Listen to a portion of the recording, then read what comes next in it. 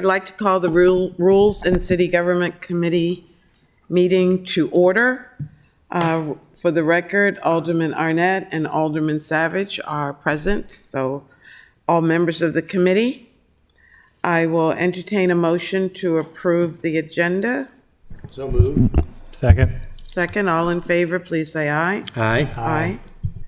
Aye. Next item is approval of the minutes as written from the June 8th meeting. Move approval of the minutes. Second. All in favor? Aye. Aye. Aye. Okay, first business item, appointments and reappointments to committees. The appointment of Hallie Varner to the Planning Commission. And I don't see Ms. Varner. Planning Commission? Planning Commission is what it says. Ms. Green, do we know anything about the whereabouts of this candidate? No, ma'am. I don't know if Hillary reached out to her. This is the postponed one from the last meeting. I do remember this. She's in real estate. She didn't show up for Skype at the last meeting, so you guys postponed it. Is Ms. Well, Raftovich? Okay. Yeah, the question was because we had already approved from, I think it was Ward 4, the gentleman who was in real estate. He was present, though. Yeah, I know. But how many people in real estate do we want to have on the Planning Commission? I don't know if he knew, but he ended up withdrawing. Did he? Oh, did he? Because we were so obnoxious to him? I guess. Yeah. No, I think he said he didn't think he was gonna have enough time. I was wondering about that, especially starting a new real estate practice, and in the evening, no less. Well, Ms. Varner is not here. I assume it's Miss. But Dr. Nash is on her way back. Do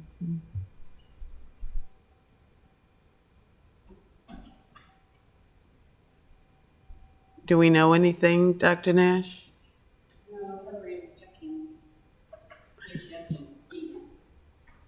Okay, well, I'm going to recommend that we postpone action on the appointment of Ms. Varner to the Planning Commission. I second that. Okay, actually, would you like to make that I would motion? move that we postpone till we can hear from her. Second. Second. Okay, all in favor? Aye. Aye. Aye, okay. All right, legislation before the committee. First item is CA 1-21, Office of Community Services, established for the purpose of establishing the Office of Community Services, updating the powers and duties of the city manager, and generally relating to the Office of Community Service. City Manager Gerald, would you like to speak to this legislation? Sure. Thank you, Madam Chair. So the purpose is, right now, we have a small Office of Community Services. It's 2 people that is currently part of the city manager's office. So this charter amendment would establish it as part of this city manager organization, similar to HR and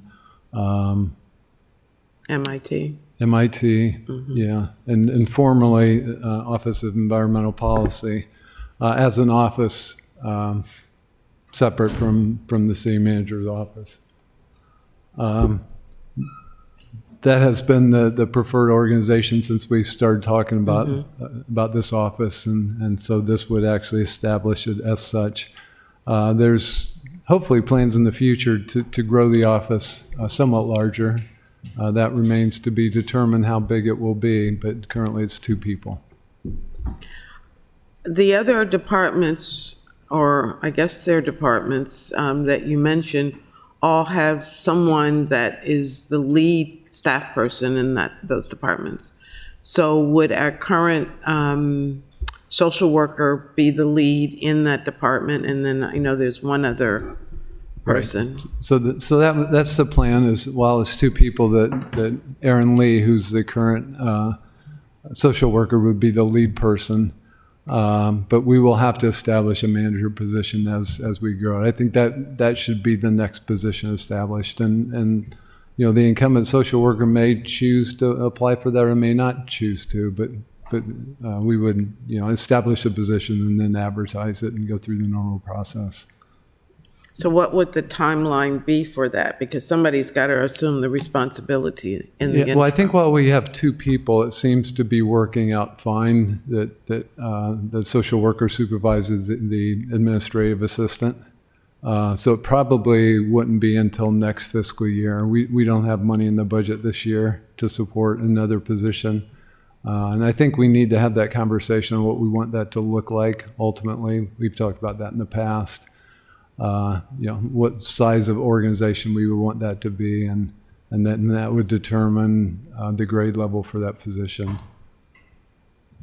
Well, you know how I feel about giving people more responsibilities without compensation for that. And now the expectation appears to be that our social worker is going to be helping to organize a new office with staff that will answer to her. So I'd be interested in how we're going to supplement. We are on air, Alderman Payone.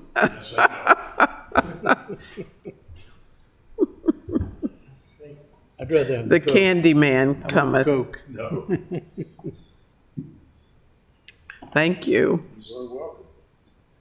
You don't like dark. You already have. So as I was saying, I'd be interested in how we're going to supplement Ms. Lee's salary because of this added responsibility. So I'll leave you to make that recommendation back to us as to. Well, you'll recall that we had the discussion during the finance, or while during the budget process, that's a level 10 right now, grade 10. So we're revisiting that to see if that's the appropriate grade level. It seems potentially a bit low, but So did we elevate her to a 12 or 13? we're looking at that now to see if it needs to be elevated. Okay, I thought was there something in the budget? Yeah, right. So it was budgeted at a 12, but it was listed as a 10 in the position list.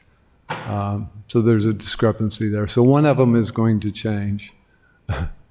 So right now we're looking at what the appropriate level is for that position, and then if it should be a 12, then the list will change.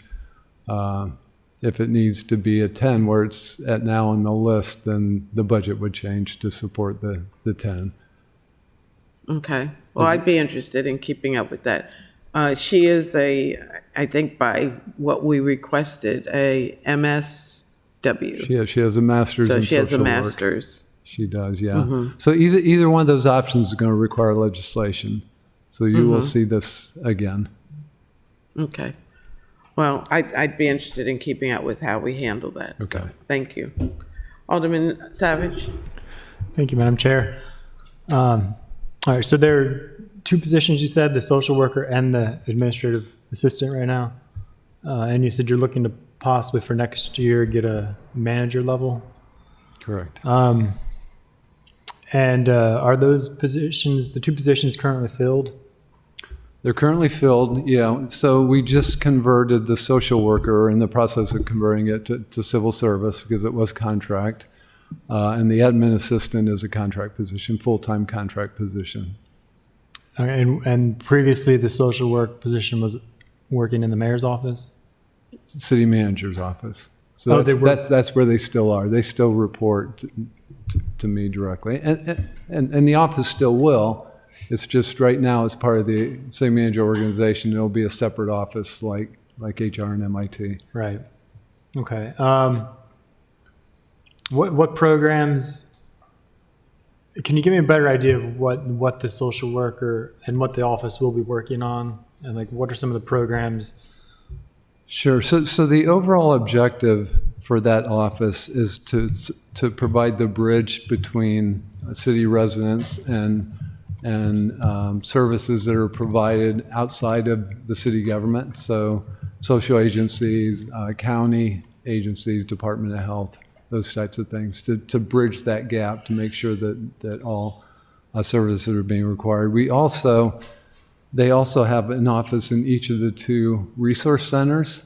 So the administrative position does all of the programming and scheduling for that office. Because what we envision in the future with is what that there'll office? be in the 2 resource centers. One's at The one at Eastport Terrace and yeah, right. Robin So we Williams? anticipate that in the future, there'll be a lot of training and education and other programs that are provided in those spaces. So she'll schedule all that programming as well as arranging for a lot of the program. The admin assistant will, besides doing just the normal taking phone calls and doing the administrative type things. and are those offices? And I'm not the community service offices at Robinwood and Eastport Terrace. Are those being run by the police office, or will they be run by this office? So it's both. Each one of them has 2 separate offices within the same space. So the police are in one of the offices and they do their things separately, and then community service does as well. The good thing about having them in the same space is you get some synergy of them working together on some of the cases where, the police might need some assistance from a social worker, so they're there. Office of Community Services also has more full-time offices in the Stanton Center. So again, another opportunity to meet with a different group of people that come into the Stanton Center to provide services. So that's their main office, and then they also spend time at each of the resource centers as well. So is that going to include? And the mayor, was it the mayor's office then that was working on the no harm program? So that's part of the mayor's office right now. That's under TOLA. So in the future, we'll have to figure out how all of these blend together. Right now, they work together. They coordinate on a lot of issues, but we'll need to figure out number one, if that remains a viable program, which we hope it does. It's desperately needed. But number 2 is if it stays with the mayor's office or if it kind of migrates into the Office of Community Services. Right, so does Tola have staff He that does. work for him? Yeah, he does. How many? So we provided some funding in FY20 for that. He's seeking grants to continue that. There's no current funding in the FY22 budget. We're also talking to the health department to try and get some funding from them. We also have the LEAD program, which is the state grant. So we also have people in the mayor's office working on that.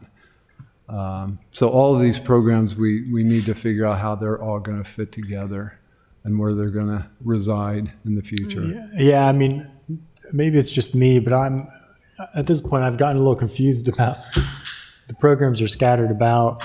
I don't really have a firm grasp on exactly what programs the mayor's office is doing versus this office. And I know the police department also has things, diversion programs.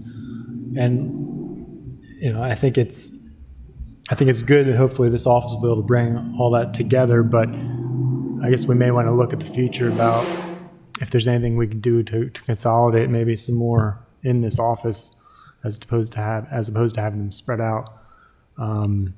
But so, because I remember a meeting we had a few months back. What's the position title that's underneath TOLA? I think Miss Edwards was working for that. That's the lead position. So that was that's the lead, program okay. manager for lead. That's a multi-year grant from the state. So she was the manager. She has since left that position. But yeah, she was the program manager for lead. Okay, is that the only position over there under TOLA that you're? I think so. So she was hired as a program manager to get that set up, and then she was going to manage it for the years that it's going to be funded, to do both. So she was the only employee while that was being set up. Okay. All right. Well, all right. Thank you. Just I think questions for the future because I'd certainly like to continue to get updates and I guess this office would eventually have performance standards as Yes, well. absolutely. Yeah.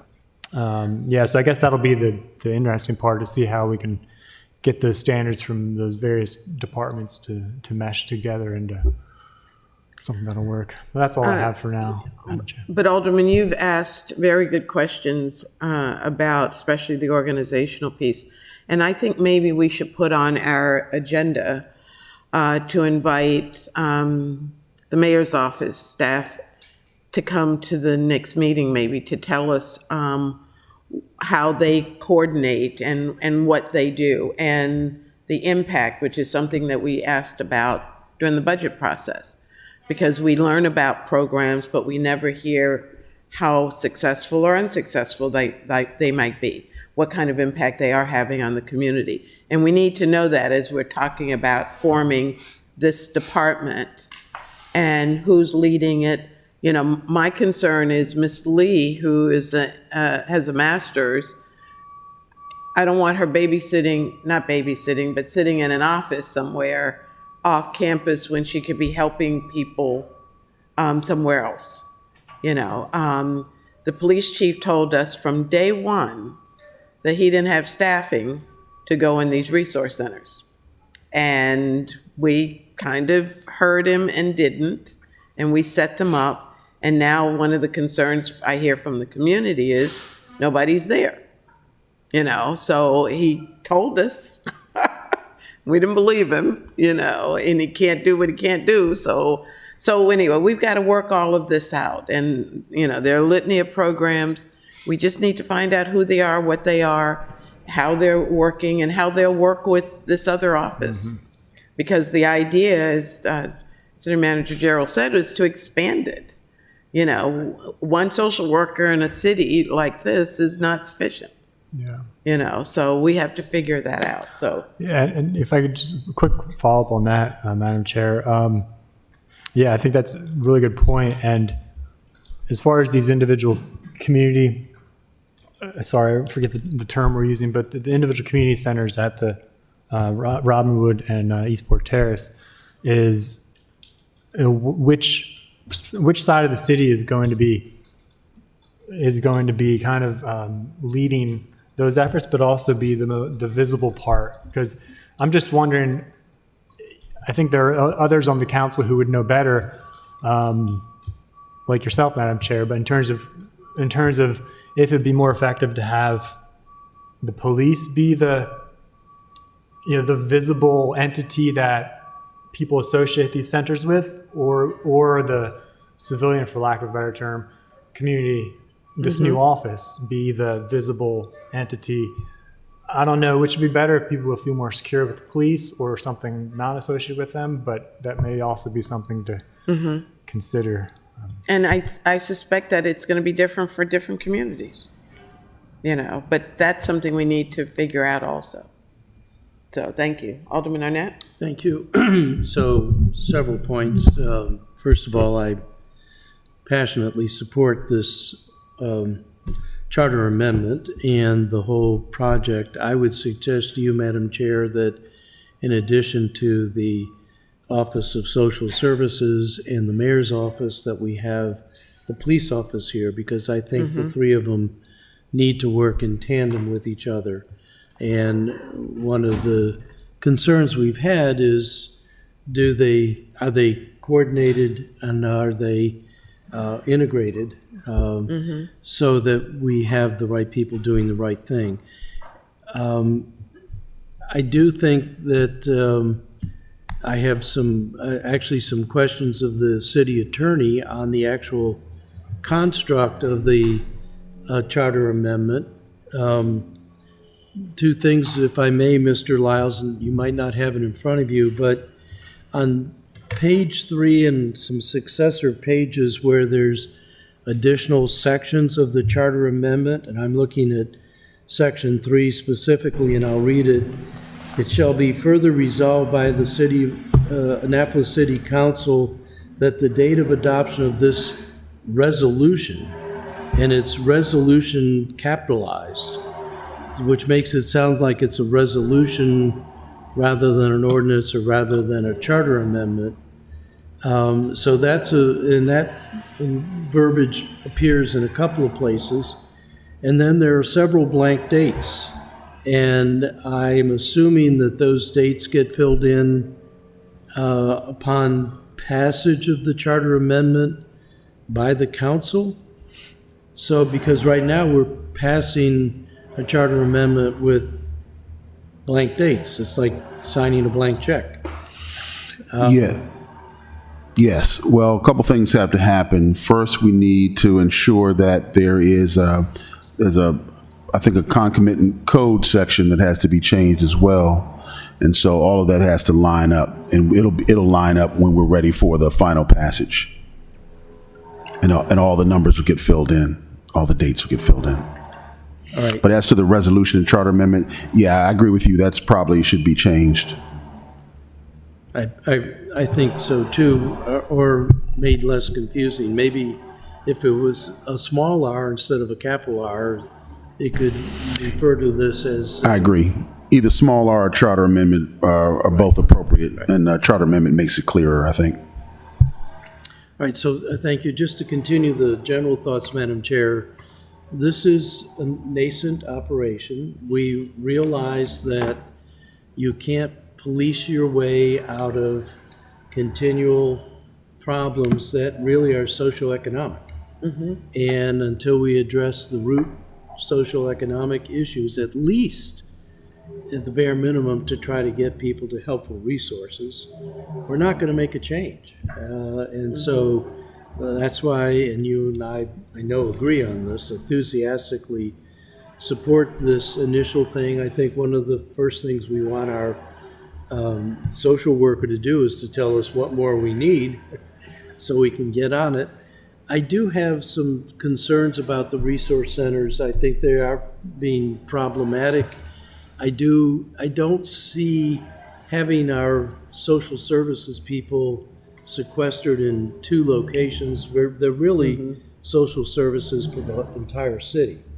And we really, I think more ideally would want people to be able to come to a central location to know that social workers could help them with a multitude of problems. I mean, the very basic is just lining them up with the services, as the city manager said, not provided by the city, which is largely other governmental entities, but also private organizations that help with mental issues and other kinds of substance abuse and other kinds of social services. So I think this is a great start, and I'm really pleased that we're taking this step. And I would move that we recommend favorably to the city council passage of this charter amendment. I'll second that motion. Okay. I do have one other question for City Manager Gerald. Is there any thought about where the Office of Community Caring, I'm still calling it the Office of Community Caring because that's what we started out with, where they will be located? Because the Alderman makes an excellent point, and I think I attempted to make it previously, putting it someplace where they're accessible to everybody in the city. Yeah, so there's space enough for 4 people in the Stanton Center where they're currently located now. We actually have, we had Katie from the LEAD program also in there with them, and we had one other person that was, I think, from the No Harm program in there. But so that would be the base of operations for them. Okay. They use the resource centers more for programming. Not for office space where they just sit and operate out of there. They operate out of the Stanton Center. So that would be their main hub. Once they grow beyond, if they grow beyond the 4, then we'll have to find other space for them. But right now there's space for 4 in Stanton Center. Okay, I think you probably made reference to that previously, but I didn't hear all of what you were saying. Yeah, that's their main office right now. All right, thank you. Further discussion? We have, Hearing, oh, I'm sorry, city manager, not city manager, city attorney live. Yeah, yes, Madam Chair. I just got talked to staff here and was updated as to the effects of the language. The dates are put in after the resolution is adopted, and under the city code, it is called a resolution, charter amendment resolution. So that's why the word resolution is there. Both terms are part of the resolution, part of the charter. does it make a difference whether it's capitalized or small? Well, the code uses capitalized resolution. Okay. They call it a charter amendment resolution in the code. So you can unconfuse it, but the code has all the terms in there. Certainly So not a fatal flaw. yeah, no, not a fatal flaw It for did the. catch my attention. Yep. So Alderman, would you like to amend it to say charter amendment? Or Well, then we charter won't be as opposed code to compliant. resolution? Yeah, the code uses the word resolution. So we'd rather stick with the word that the code uses, and they call it a charter amendment resolution. So for passage purposes, we know that when it gets typed up and printed for you and for the signature by the mayor, it'll say charter amendment at the top of the document. Okay, Job 1 through 10 is getting the office established. yes. Alderwoman Tierney. Thank you, Madam Chair. I'd just like to make a suggestion. I know you're always looking for some more work to do, but it would be helpful, I think, visually, if you could include an organizational chart, just to see where the office is and how it interfaces with the mayor's office. Is that possible?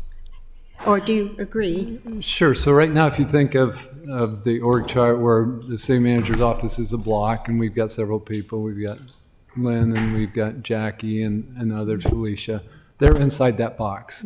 Okay. So with this charter amendment, they'll move outside that box and be their own separate box like MIT is and like HR is, with a manager that supervises the operations. And what is then the interface with the mayor's office? Is it completely separate? or- Yes, Okay. it's completely separate. Okay. I guess that's enough to know. Thank you. Okay, further questions? Seeing none, all in favor of giving CA 121 a favorable recommendation, please say aye. Aye. Aye. Okay. Next item is 0121, bulk regulations, R4 and R4R residential zoning districts for the purpose of correcting conflicts in the bulk regulations table and the table notes related to attached single-family and multifamily dwelling units. And Dr. Nash. Dr. Nash, but I was just noticing I am one of the sponsors on this legislation. That's right, you are. Then you should explain it to us. All right, this legislation was recommended favorably by the Planning Commission on May 6th. The purpose of the legislation is to correct a technical error in the code that was caused when we placed a footnote in the use table instead of separating out the two parts of the footnote into one part into the table and one part as a footnote. So that conflict created a situation where some townhomes were restricted from being able to provide structured parking and then take advantage of a density bonus because of the contradictions between what was the two parts of this footnote. And I'm disappointed that the diagram is not accompanying this legislation, because that's what I remember of the error, so. I wasn't sure if the diagram was more helpful or confusing, but it basically illustrates that for single-family attached, i.e. townhomes, you can't have this minimum lot area and the density bonus together. So, Alderman Gay? Sorry. Could you just further clarify? My apologies. I'm just reading the staff report here. But what you just mentioned, you said it for single family or Attached. attached dwelling units, which would be like a A townhome. townhome or a triplex or what you duplex, you can't have the density bonus if you also get the, Because of the minimum lot size that is currently in the code.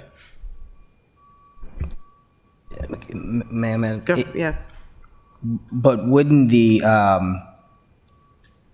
a smaller lot size be more fit for a duplex or a triplex, type of building or structure?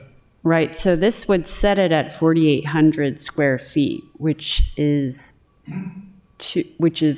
actually pretty big for a townhome project. So we wanted to eliminate the minimum lot size for townhomes. Perfect. Okay. Thanks you for the clarification. Questions from the committee? I move we recommend favorably to the city council. Second that motion. Second? Further discussions? Hearing none? All in favor, please say aye. Aye. Aye. Okay, 0421, medical cannabis dispensaries. For the purpose of allowing medical cannabis dispensaries in certain zoning districts within the city of Annapolis and adding a definition. Alderman Arnett? So I do have some questions of the city attorney on this. I did offer to be a co-sponsor, but it doesn't seem like we have purview here. I think this is all controlled by the state, and the placement of these dispensaries is controlled by the state through a competitive bidding process. So I guess my technical question, or at least it seems technical, is the reason we're putting this in code is if the state should award a competitively won distributorship in the city, we need some language in the city code to allow that state-authorized dispensary to be there? No, sir. This particular bill adds medical cannabis dispensaries to your zoning code. The state approves the business, but the state does not abrogate in approving the kind of business your local zoning code, and that still applies. And so you're not saying that they are illegal in the city. You are just specifying what zone they should go into, and that's what this particular ordinance is about. So we're opening up the zoning code to expand definition, as Dr. Nash explained in her statement, for the personal care category is being expanded to include. Yes, because technically you can't have a new business that doesn't fit in the code without a code section, and that's really all this is doing. It's adding it to, giving it a definition, giving it a space, if you will, so that it can be properly monitored and administered through planning and zoning. All right, in terms of the amendments that are offered here, which restrict the number of these dispensaries to a particular radius, if the state holds a competitive process and 2 or 3 dispensaries win that process and therefore are licensed by the state, can we, by our code, essentially deny 1 or 2 of those because they don't meet this 2-mile radius question? I mean, can we overrule the state awarding a contract to this business? Well, you're not denying the business. You're just stating where they can go in the city. But that, in effect, would be if the state awards it and we say by our code, well, you can have 1 there but not 2, aren't we overturning the state's award of the contract to distribute? No, sir.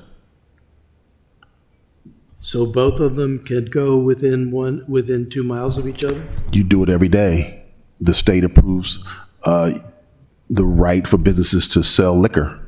You don't have liquor stores in every zone, in every corner, in every block. You have them separated and segregated into zones that are appropriate for those. You don't have retail establishments and restaurants anywhere they want to go, and the state approves I don't those think kinds of that's- businesses. We have the authority to issue our own liquor licenses, so it's not the state.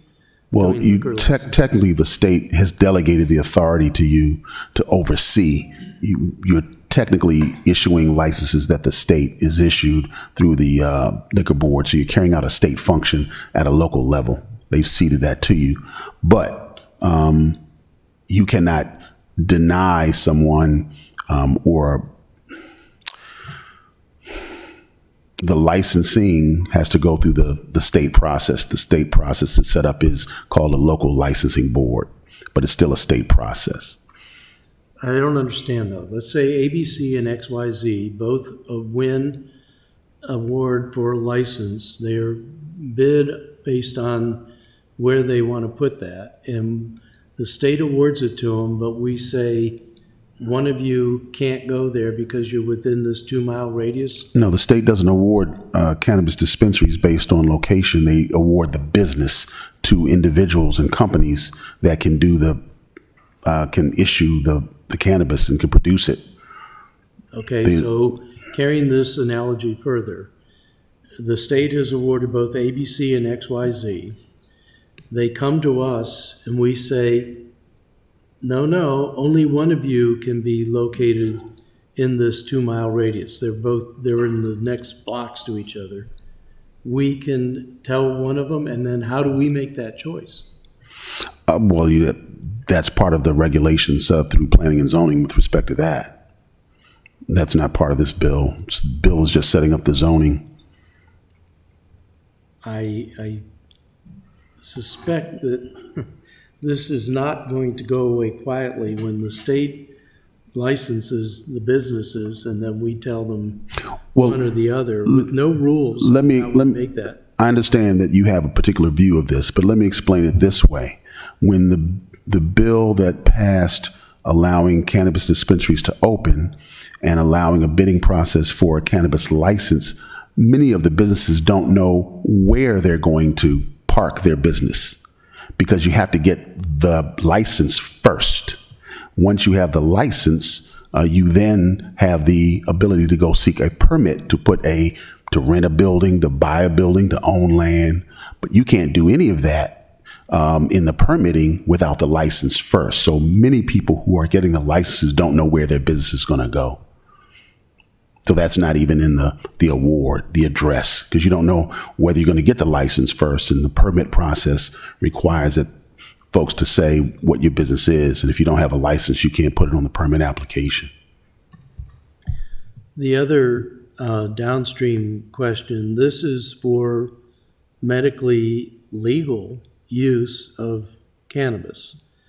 I think a lot of the concern about this is if the state decides to make legal recreational use, there it does feel to me like we should have more say, but I have no suspicion other than the state will do the recreational the same way they've done this medical, in which case I think we're going to run into similar kinds of issues. I just can't imagine that somebody wins a license from the state, 2 people, and the city tells you one of you can be there and the other cannot be in the city, or at least in that location, that they're not going to seek recourse. But we'll have to see. I mean, you have explained it to me, and I accept your explanation. I just don't think it's going to go away that easily. Alderman Savage? Thank you, Madam Chair. Yeah, I mean, I'm a bit torn on this legislation, to be honest. I support full legalization, and so I don't have a problem with the number of dispensaries. But as Alderman Arnett alluded to, I mean, when we had that professor come in to speak, I forget which, if it was a work session or a committee, but he seemed to indicate so the state determines the number of dispensaries, presumably by setting a limit on the number of licenses that can be granted.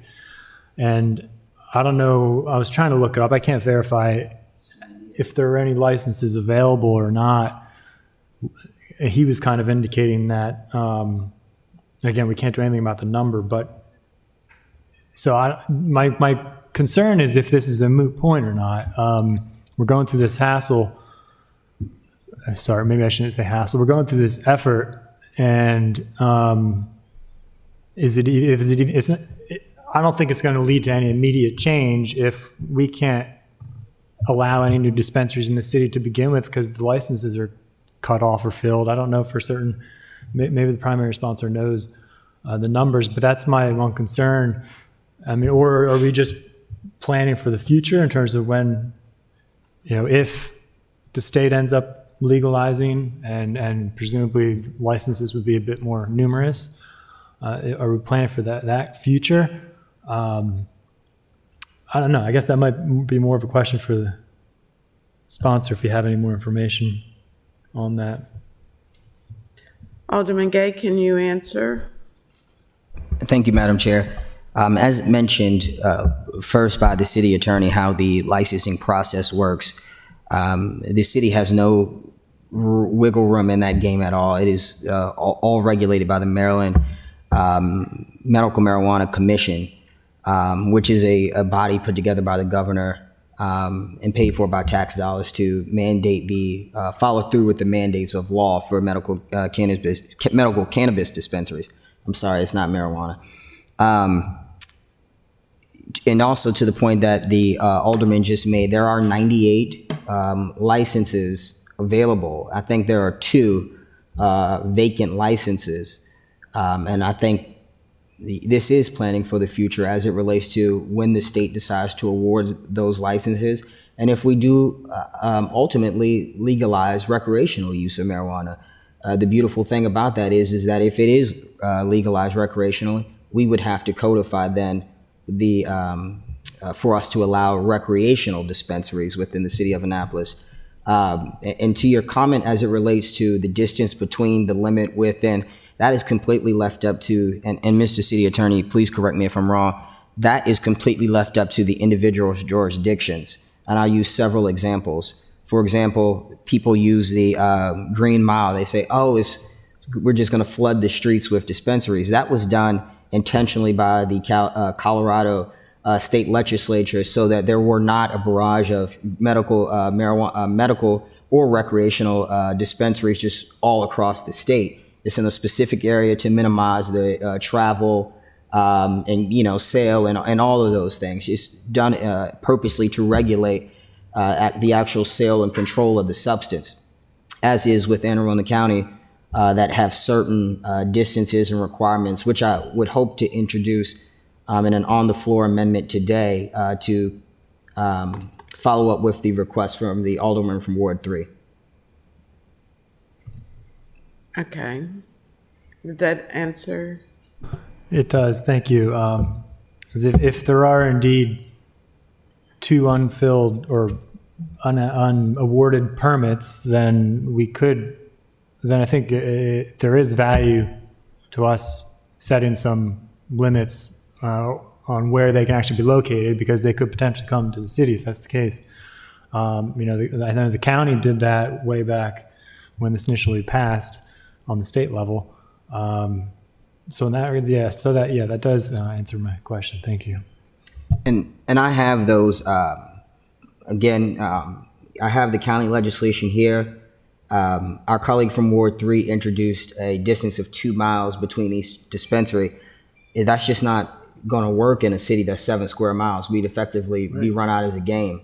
But what I did want to do to assure her that we were obviously thinking about the impact that it would have on Ward 3, I want to follow simply the county rules where they have a licensed dispensary of medical cannabis as a principal use defined, I'm sorry, I'm reading the wrong part, may not be located within 1,000 feet of a dwelling or residentially zoned property, religious facility, public park, or the lot line of a public or private school or real property owned by the Board of Education. And I think effectively that would assist, in particularly in the area mentioned, with the amount of religious institutions, public parks, and facilities that they have in that area. It would assist in helping us make sure there isn't a mass sprawl of cannabis dispensaries in the city, which there would not be anyway, because as mentioned, the licenses are regulated by the state.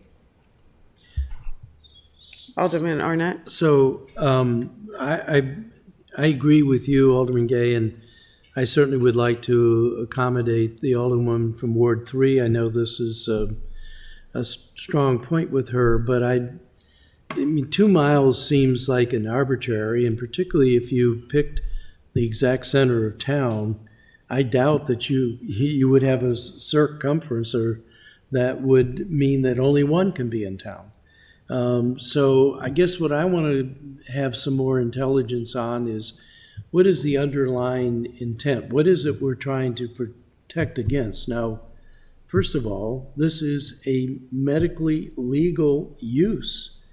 We're not doing things to stop use of prescribed Oxycontin or aspirin or anything else. So I'm wondering what the underpinning is here for having any kind of a geographic use. And so it would be helpful, and the Alderwoman isn't here because she works during the day, but it would be helpful to hear what the geographic distancing is attempting to accomplish.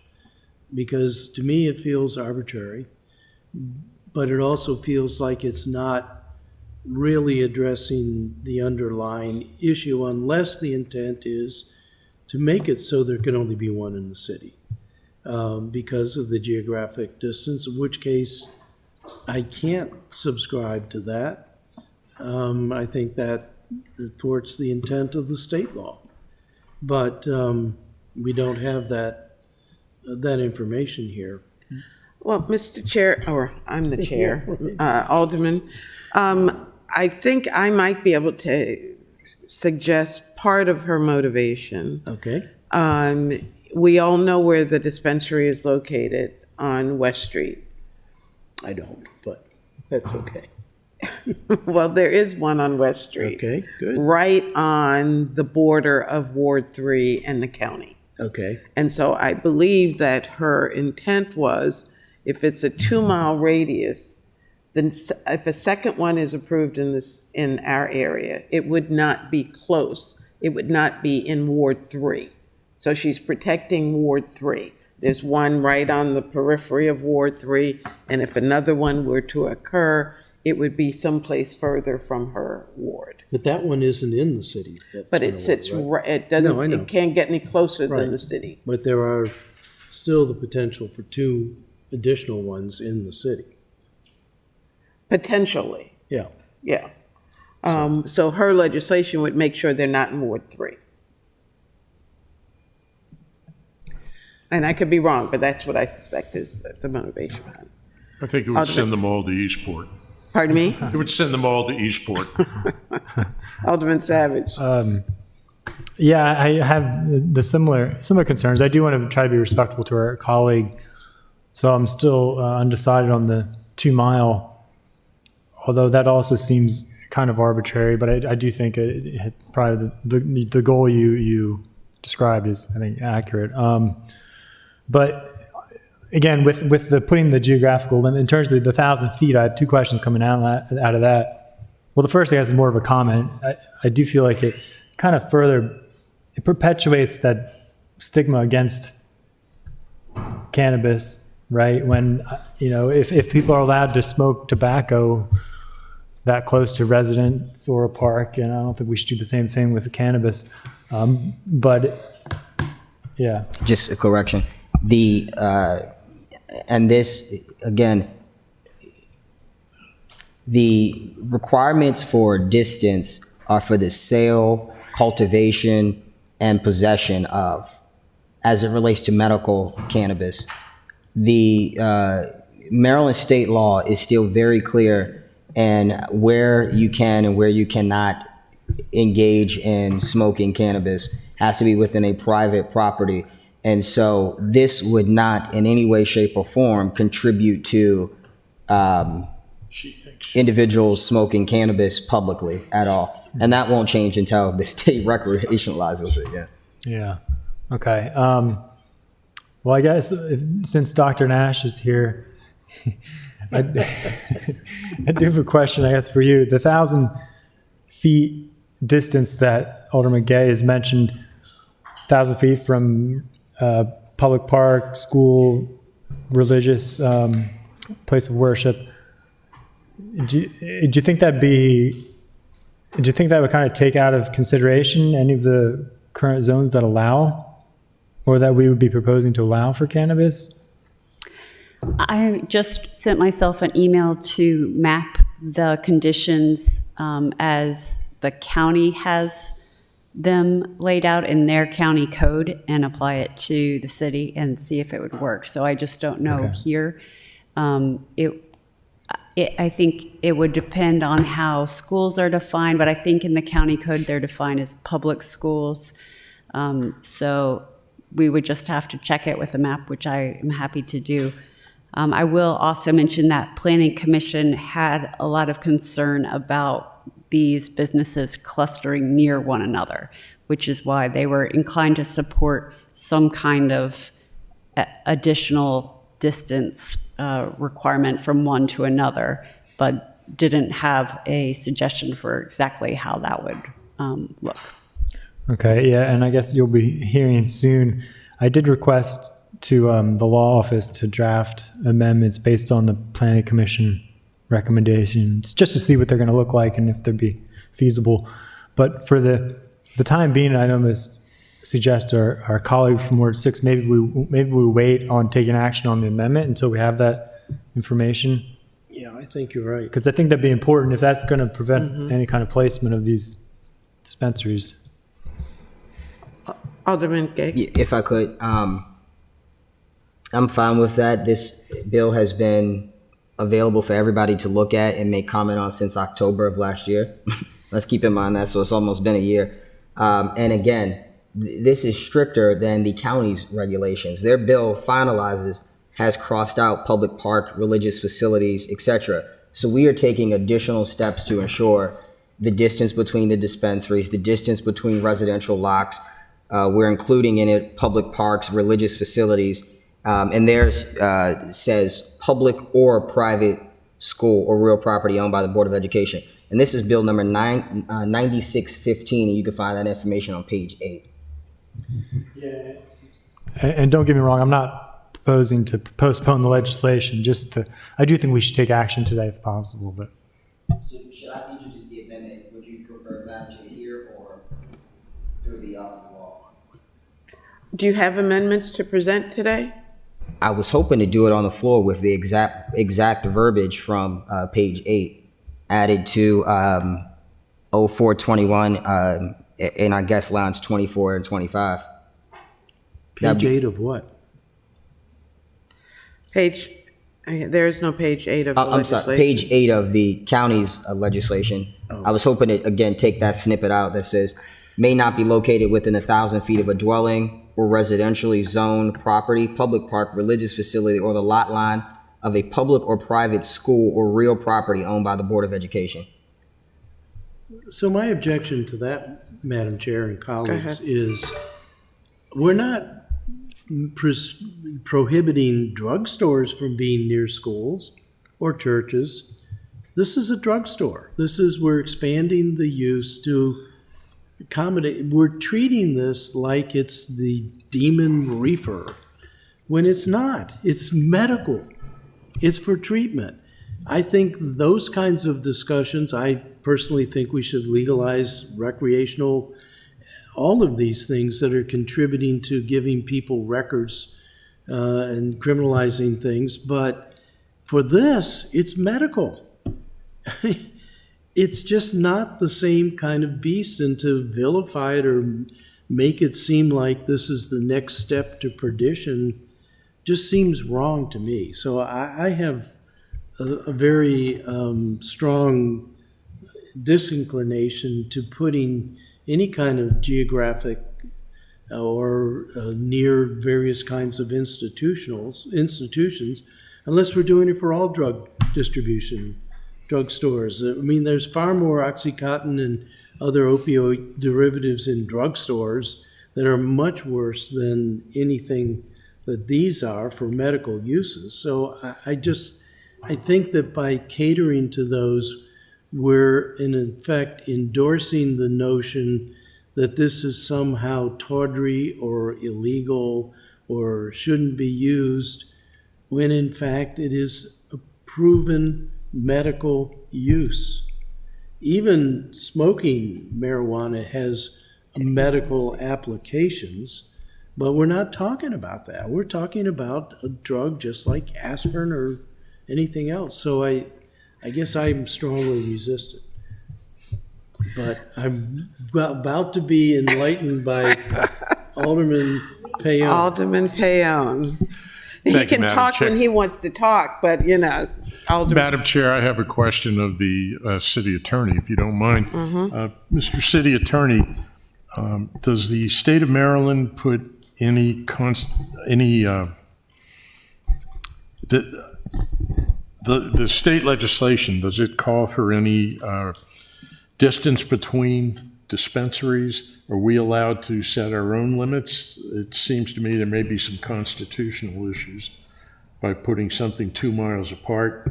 I'm not sure that even 1,000 feet apart is not within the parameters of the what the state has granted local jurisdictions. I'm not saying it isn't. I honestly don't know what the answer is. I'll join you without knowing what the answer is. Could you turn your mic on, please? Okay, this is Joe Albright on behalf of the Office of Law. I do not know what the answer to that question is, but I do know that there are spatial limits in other, in terms of the legislature's ability to set the appropriate distance from, for example, as a former prosecutor, Councilmember Payon, you would know that, for example, the exclusions of drugs within a certain distance of schools. And I have seen other applications, but I'm not aware of, and that's something I'd like to look into and come back with a more informed opinion as to what limits, if any, the state allows on the placement of dispensaries. Though I would say that it's a rational basis for this legislature to consider the proper placement, and it would still be within this legislature's purview to create rationally related limits on whatever the power the state does in fact confer. All right. By the way, while I have the mic, I did some checking on my own with the state's attorney's office about possible crimes that were committed within the immediate area of what we have right now on West Street. And everybody I talked to, both the case screener for circuit court and for district court, both agreed that they'd never heard of a single incident, criminal incident, either in the immediate parking lot or even in the immediate area of what is out there right now, just within the city limits. May or may not be relevant to anyone in their vote, but I thought it was something that probably would be asked, and that's as good an answer as I think anybody could ever come up with. So, thank you. Alderman, I think you touched on an issue that I had heard as a complaint, and that was that it would attract a negative element. And we know that we're talking again about medical marijuana. The impression was that all of our drugstores would then be selling marijuana, which I think there needs to be an education piece, because that isn't what this is all about. Yeah, that just hasn't happened with what we have. Absolutely. Thank you. So, Alderman Gay? Yeah, thank you so much. And Alderman Payon for mentioning that. That was, again, a part of pushing for this legislation within the city. Through these dispensaries, there have been proven, equity outcomes as it relates to communities who have been, previously harmed for, possessing, sales of, etc. And so most of these places have like first chance opportunity jobs for people previously incarcerated due to the possession of marijuana. They'll train you through these courses, really getting an education in what is about to be it's already $1 billion industry. And so I think there are various benefits to this. And that, again, was my primary focus, is saying, how can the communities benefit from this? You know, and I think that's something that we could look into as well. Okay, Alderman Arnett? So, Madam Chair, I am prepared to offer a motion that we recommend approval of the legislation to the council. I, like Alderman Savage, have some concerns about the amendment, but as far as the legislation, I think it's well constructed. It expands a category. It defines the areas where this can occur, and I think Dr. Nash and the staff did a good job of explaining that to us, and I'm very comfortable in moving. We recommend favorably on the ordinance itself. Alderman Savage? I'll second that. And can I also just say one? So I do think I don't think that it should prevent us from taking action today, but I just want the Planning Commission to know that I think we are looking into their recommendations. As I said, I did recommend an amendment because what they're basically recommending is that there be a public comment period on any application for a dispensary in the city, and that there be 4 factors: distance from existing dispensaries, distance from public schools, charter schools, distance from residential lot lines, and then parking standards and design standards. You know, I think that's still up for discussion about how exactly we want to incorporate that. I don't know if maybe Dr. Nash would know what body that might go to, or would that just be, who would be the decider in terms of Board of Appeals. in terms of approving Board of Appeals? That's what I would think, if it's a special exception.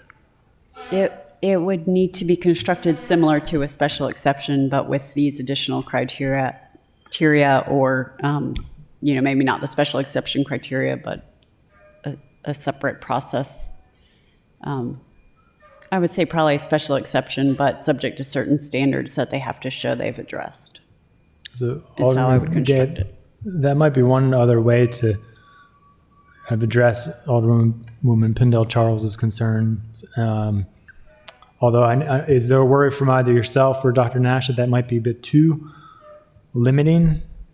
Or do you think that might be a good approach to allow the public to chime in? And the Board of Appeals, I guess, would be the decider on that. I think the important thing is to make sure that the standards really get to the impact of the use, and that they can be addressed through that process. Alderman Gay? Yeah, thanks, Madam Chair. I just also wanted to add, I just resent out an email to everyone, but it's subtitle 62, Natalie M. LaPrade Medical Cannabis Commission. And as it relates to the last group of recommendations made by the Planning Commission, all of those are state mandates. And that is in 106221, medical cannabis process or premises, is 106222, medical cannabis process or operations. And they are very, very strict as to how you must operate a dispensary, including security alarms and lightings, video surveillance. Visitors to the premises must be licensed with their official medical ID. There are absolutely no advertisements to be made in windows or signs as it relates to the sale, cultivation, or process of marijuana. So those requirements are set in stone by the state. Again, I think the only flexibility we have is what requirements and distances we are going to put between the individual dispensaries and the items listed, lot lines, residential areas, and schools. So let me ask, are there 2 sets of amendments coming on was it Monday when we hear this again on the full council, at the full council? So Alderman Savage, will you have amendments? And Alderman Gay, will you have amendments? Well, I don't know for sure if I'm going to introduce them yet. I want to see what it's going to look like in practice and get input from planning and zoning, but and then compare them to what Alderman Gay puts together. But yeah, so I'm not 100% sure I'll be introducing. Alderman Gay? Yeah, I definitely plan to have it prepared in case, because again, as mentioned, I think the 2 miles would just completely devastate the legislation in the attempt we're trying to make. So I'll have my legislation prepared by the amendment prepared by the Office of Law, just in case we move in that direction. I am also open to the idea of having it before the Board of Appeals. Do I feel that it's the best use? Probably not, just because there are so many things that the Board of Appeals is dealing with. But again, I mean, I'm open to compromise to get this across the finish line. Could I add, that's a good point you brought up. I mean, so we don't require, I guess this is more a question for Dr. Nash, though we don't require any drugstores, to your point, Alderman, to go to the Board of Appeals, right? No. It's just automatically you can do it in those zones. Yeah, I mean, if that's the case, to your point, I don't see why we need to make this more burdensome. Yeah, so. Of the 4 standards that the Planning Commission recommended, the only one that I would even come close to considering would be the Ross, first. move your mic closer. The only one of the Planning Commission recommendations is the possibility of having a whole congregation of these right next to each other, though I even reject that. I mean, that could lead to some nice price competition and some other desirable market forces. But again, this implication that it's evil and shouldn't be near schools, or it shouldn't be near decent people's residential lots, or have something to do with garish signage, you could see a marijuana leaf flashing on and off. I just don't think those are meaningful standards, and in fact vilify, in my mind, a medical application. So I agree with the statement you just said, Alderman Gay, and you confirmed, Alderman Savage. The Board of Appeals has enough on their plate right now, and I'm finding it hard to believe how they could have a value added to a special exception type process. They'll be just as consternated by it as we are. Yeah, so just real quick on that. I don't think at this point, I'm not going to introduce an amendment. If somebody else on the council wants to get that, put that together, they're welcome to. But in light of our conversation, I'm ready to vote. Okay, so there further discussion? Seeing none, the motion on the floor is to give a favorable recommendation. All in favor, please say aye. Aye. Aye. And just add one more note. I'm so disappointed I couldn't name this legislation 0420. It was 0421.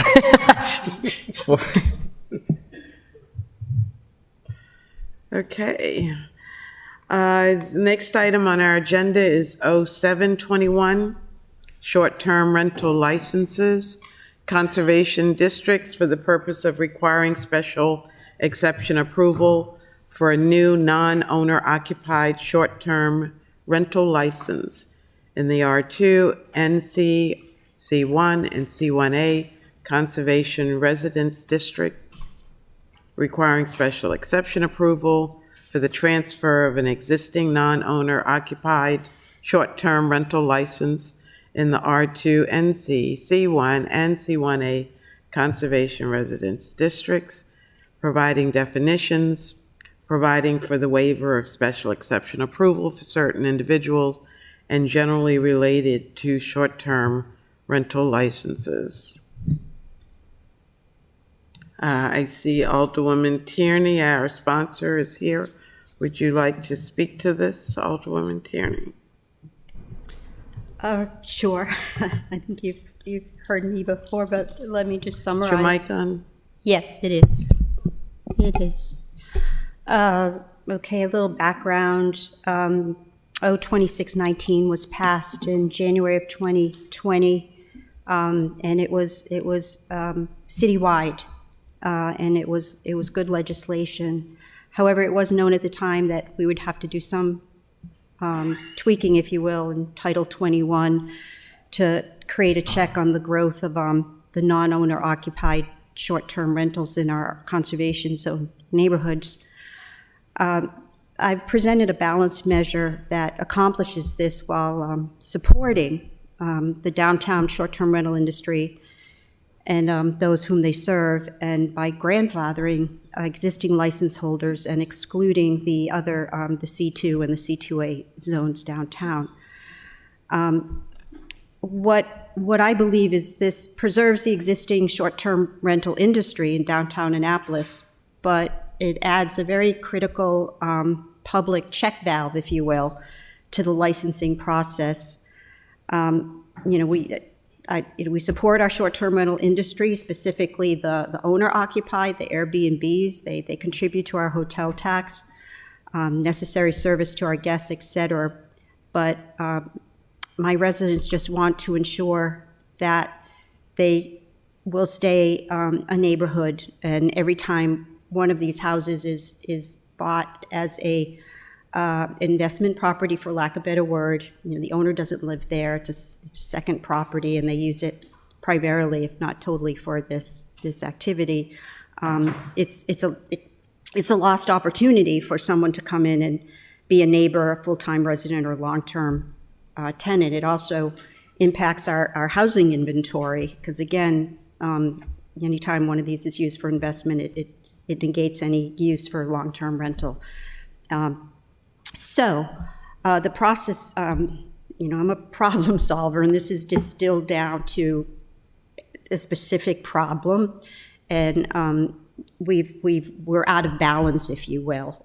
Even with the legislation that we passed a year ago, these are still coming in, these licenses, applications. And so what we did was planning and zoning define these as a quote-unquote non-conforming use in these particular zones. And I really want you to understand these zones. If there is a map, so you can see it's not even it's not the historic district, it's just some small areas within the historic district and a small area in Eastport. And the genesis of that is that at the time these districts were labeled conservation districts because of their adjacencies to the commercial downtown district. There was a fear that commercial use would kind of creep in, dissipating the neighborhood, and such as stores. There was a fight, but it was for, I guess, an insurance. Wanted to put an insurance on Cornhill, and there was, there's pushback. Bed and breakfasts at one time were considered are considered a non-conforming use. But so there is a codified process. It's all I've got. I'm using the code. It's a codified process. It's a special exception process. Planning and zoning, Planning Commission were concerned that it didn't go far enough. I think that you all know the audience we have on this. I ask you, do not let the perfect be the enemy of the good. I am not adding a lot of these stipulations, like so many per block and this and that and this and that. I'm introducing a process, a compromise where the owner has the opportunity to substantiate, why he wants this business there, how he's going to address noise, how he's going to address traffic. And the one special condition that was added was one taken from restaurants, which is need.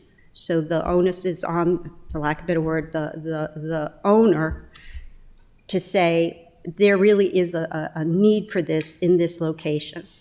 It gives the opportunity for the public, because they'll be notified, to attend the public hearing and address their concerns. Will it prevent? No. Will it go either way? Who knows? But it is a very fair, democratic process for the applicant and also for the public, because they can address all of the concerns that you heard, coming in about certain things. And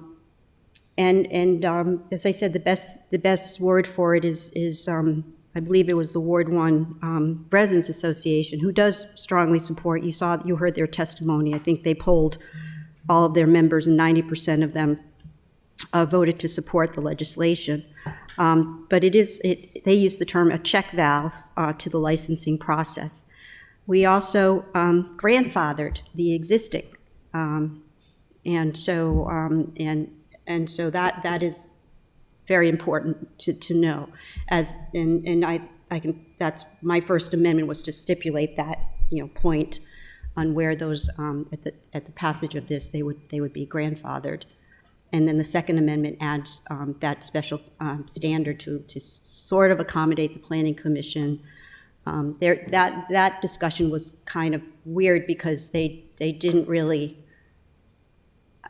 I was kind of frustrated because I thought this is a codified process, special exception process for non-conforming use. So what else do I use? And I'm not going to reinvent the wheel here. So. So they took no position on it, but I did try to accommodate by adding one extra standard, which was need. So I think the main thing is, if you have any misinterpretation of this, or if you have any questions, please ask me. This is not, you've heard the opposition, this is not I wouldn't call it regulating. It's not a ban. It is to achieve balance in these neighborhoods. It's not to say no to them. It's just to achieve balance. I hope the testimony you listen to, and again, these are our residents asking for help. So Thank you. Alderman Arnett, and then Alderman Savage. Thank you, Madam Chair. So, first of all, the data that we have is sparse, and it's also confounded by COVID, so we don't really know whether it represents long-term trends or not. But what we do have, and what was provided to us by Planning and Zoning, the department, shows that not only were the active units not growing, they were precipitously declining. Now, who knows whether that's because of COVID or not? We won't know until we have more time to carry out the original ordinance that was passed to amend Title 17. I do have some information, a spreadsheet from the Office of Law, that shows that there are, by my interpretation of the spreadsheet, 353 active short-term rentals in the city. That's out of 11,000 residential units in the city. So hardly overwhelming the city. It is, and most of those seem to be owner-occupied short-term rental units. So returning to what the Planning Commission said, and along with Alderman Tierney, I was in attendance at that meeting, they felt that this is the wrong tool and that there are no standards or criteria other than what's in the existing special exception, which would hardly be any basis for calling out who gets or who doesn't. There's nothing about proximity to other units or any other parking, nothing in the current special exception standards. And so their conclusion, like mine, is we're adding an extra step, but we're not doing anything to control the number of short-term rentals. So I think that there are some special problems with this legislation that I'd like to address with the Office of Law, here represented by Mr. Braithwaite. But it does seem extraordinary that we're using a Title 21 mechanism to process a Title 17 code. A special exception is the province of the Planning and Zoning Ordinance, Title 21. Short-term rentals are regulated under Title 17 by virtue of life and safety standards under building construction. So it does seem like we are jumping across titles with mechanisms. We do add in this legislation a new section to the bulk tables or the use tables, that adds only non-owner occupied units, I think that has some real constitutional questions to it, whether you can single out properties by occupancy. And I have asked the Office of Law to look at this. I pointed out some court cases that had to do with whether or not short-term rentals were determined to be a business or a residential use, and the court case that I saw said it's a residential use, so it shouldn't be regulated as a business. Nevertheless, in an attempt to try to make some repairs to this legislation, I do have here some amendments that I would suggest that I think remedy some of the questions that I have asked the Office of Law. One is that if we're going to have special exception process, and we find that we can somehow do that in Title 17, that we make it a special exception process for all short-term rentals. They're not exclusively in the R2NC or the C1, C1A. They're throughout the city. And I think that the same concerns about density or other kinds of things are a citywide concern, if it's a concern at all. I also suggest that we make it applicable to all units, whether they're owner-occupied or non-owner-occupied. I think that that's a matter of legal equity. And then I do have some suggestions in terms of things we could do to beef up the special exception process. If we are, and I've given copies of this to the members of the committee and to the sponsor, that may make it easier for the Board of Appeals to make a more discriminatory, not in the sense of discriminating, but in the sense of parsing down the problem of the real issues that we've heard, particularly from Ward 1, especially on Fleet Street, which is a huge congregation of these units, 7, I think, on one block, and the impact on parking, those sorts of things. Some restriction potentially on who can rent and who can't, the so-called party houses, and some of the concerns about houses that are dark during the week as opposed to lit during the weekend when there's renters there. I'm not sure that these go far enough or are really descriptive enough, but if we are really going to pursue this ordinance seriously, it does seem to me that we really need to give the Board of Appeals some basis for making a determination other than granted, granted, granted, granted, which is what I think would happen under the current standards and criteria. So I would like to ask the Office of Law specifically if we can use a Title 21, essentially an enforcement process, special exception to enforce in Title 17, which is the Life Safety Building and Construction Ordinance. Mr. Braithwaite? Thank you, Madam Chair. From the Office of Law's perspective, looking to Title 17, Buildings and Construction, which is where the power of the city to inspect these properties, as with other inspections, does fall under Title 17.